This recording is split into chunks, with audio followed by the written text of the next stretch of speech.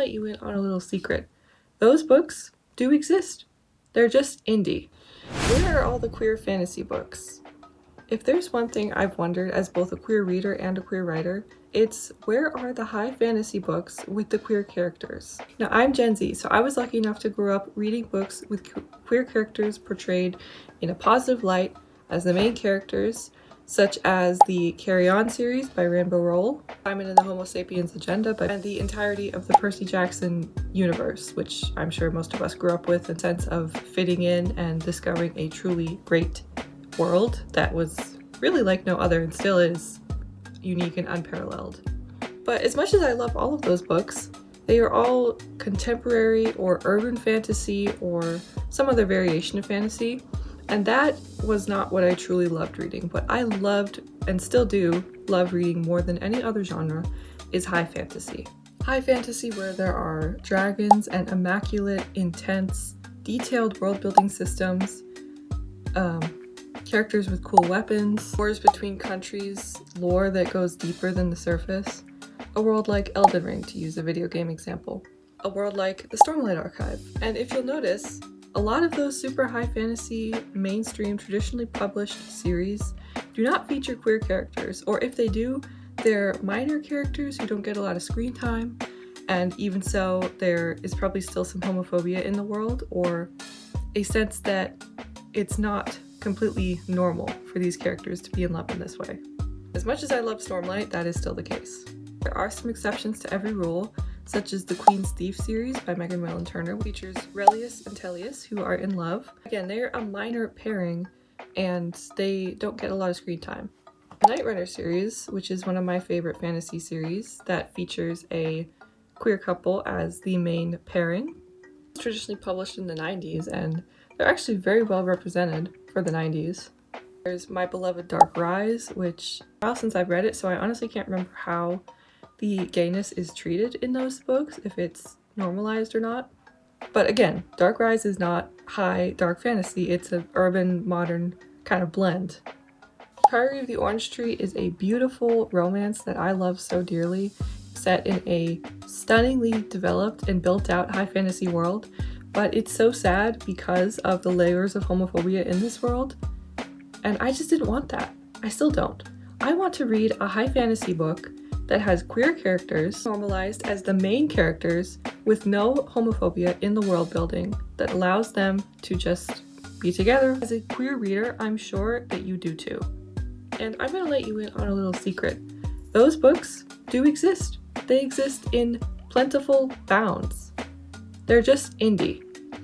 Now, I actually tried to find some stats on this for exactly what percent of traditionally published books feature queer characters, but I had a hard time finding numbers. Suffice to say, it's a very small amount. And there's not a lot of data on indie books either, but I remember being a young one, searching up on Goodreads, looking for queer fantasy novels with queer characters as the main couple or the focus of the book, with no homophobia. This wasn't exactly something you could search into Goodreads and have it spit out exact results, but I was shocked by how many books came pretty close to being exactly what I wanted. Noticing a through line. Either they were like kind of bad 90s romance novels that I kind of shied away from with the exception of the Night Runner series, or they were indie. Overwhelmingly indie. That was how I discovered the wealth of queer representation. Megan Dare's books. She has so many books, a discography? I don't know what you would call it for authors. To this day, I've still not read all of her books. One thing that every single one of Megan Dare's books has in common is that there are queer characters in a fantasy world where there is no homophobia. Me reading these books when I was still in the closet, still figuring out who I was, it was just mind-blowing. It felt like every dream I'd ever had come true. And it was right there on my library app, and it was just like, oh my god. Another indie book like this is Battle of Will, Sasha Miller, a book I never hear talked about, and I really think it should be. It is a template of political fantasy with queer double POV romance, alternating POV romance at its heart. It's just a masterpiece. But at the same time, I was discovering these queer fantasy books, reading them for the first time, immersing myself in their worlds. I was realizing that it was possible to write worlds just like this, that if I wanted to write a queer romance in a fantasy setting, there didn't have to be homophobia. There didn't have to be an inherent element that made the characters forbidden love story. I could write whatever I wanted. I didn't have to ascribe to any notion of what I thought writing a fantasy world should be, and that in itself was incredibly freeing for 14-year-old me in the closet. And it's all due to indie books. On another note, I find it fascinating that, bear with me here because I haven't read as much of other genres like horror or hard sci-fi as I have fantasy, so I can't speak from personal experience to how much these standards really apply, but in my opinion, hard high fantasy is perhaps unparalleled in how few queer characters it has, at least in like mainstream household name traditionally published books, which, I mean, frankly, that's not a surprise. Like, damn, do you know how many of the fans of this genre like grew up playing D&D, have probably come out now as queer? I think authors will always get more readers, more viewership, more traction if they include a queer character in their book, whether the author is queer or not. Of course, it feels like a missed opportunity to me, but I digress. Reading all of those queer indie fantasy books when I was still developing my own writing skills and writing my first books, figuring out exactly what I wanted to write about because of the books I've read influencing me, I started to realize that if there was anything like a mission I was on as an author, if there was any kind of message I was trying to send to my readers, is that you can create a fantasy world with no homophobia, no transphobia, let's not forget that. J.K. Rowling, by the way, let's not even have Harry Potter be a part of this conversation, because if there was ever a missed opportunity for including queer characters in a fantasy franchise, it would have been that, but let's not even make that a part of this conversation because that is such a shit show. I wanted my fellow writers and my readers alike to understand that making homophobia and transphobia a part of your fantasy world is not a requirement. It's not a prerequisite in order for you to be able to claim fantasy. You can have queer characters be the main couple and the focus of your novel. Some people refer to it as a pansexual society.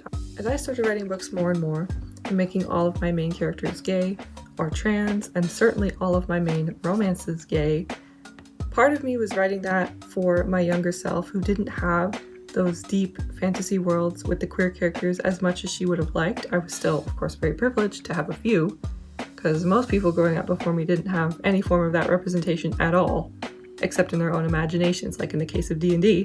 Queer people will only ever become normal and accepted by straight society standards when they start fitting into like every aspect of life, and straight people just seeing that as normal. So include queer characters in your fantasy. And I think it is so wonderful that there are so many queer indie authors out there who are throwing off the chains that would be pushed onto them by the traditional publishing industry to both have creative control over their work and put the queer characters into their works the way that they want to. And for the authors that do put homophobia in their fantasy worlds, it's just like, girl, why? You have a blank canvas. You can literally create anything from nothing, choosing to carry over the traditions that we're keeping in this horrible real world into your escapist fantasy world. To their own, obviously everyone can write whatever they want, but I don't know, I just don't get it, girl.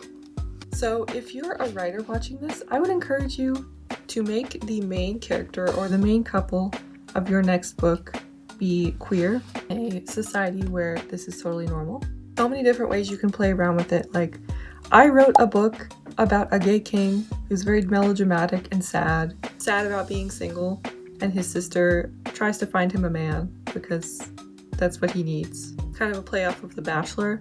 Like, fantasy can be so silly while being so serious at the same time, and like I said, it's a blank canvas. It's a sandbox. You can do whatever the hell you want. So why wouldn't you include a queer character? If you're a reader watching this, I would encourage you to go check out Battle of Will by Sasha Miller, or any of Megan Dare's books, my favorite being The High King's Golden Tongue, The Broken Crown, I think it's called. I'll put up the cover here for the one that I'm thinking of. I can't remember the title right now. Shop indie, especially during Pride Month. Shop queer indie authors, and you will be amazed at the quality, the representation, the heart that has gone into those books. And of course, You can check out mine if you want. I have 5, with one coming out the day after Pride Month, which is a sexy queer romantasy in a world where queer relationships are totally normal. No one bats an eye at a trans person or a gay person. It's just all chill, and the problems are of a much more creative and fun kind to read about. Thank you so much for watching. Happy Pride. If you liked this, please drop me a like and comment below what your favorite queer book in a fantasy world is. Bonus points if it's a fantasy world where queerness is normalized, but as I said, there aren't a lot of those. I would love to be proven wrong. I would love to have some new book recs in that genre. You can check out my Linktree with all the links to buy my books or pre-order the night auction. I will see you next time. Goodbye.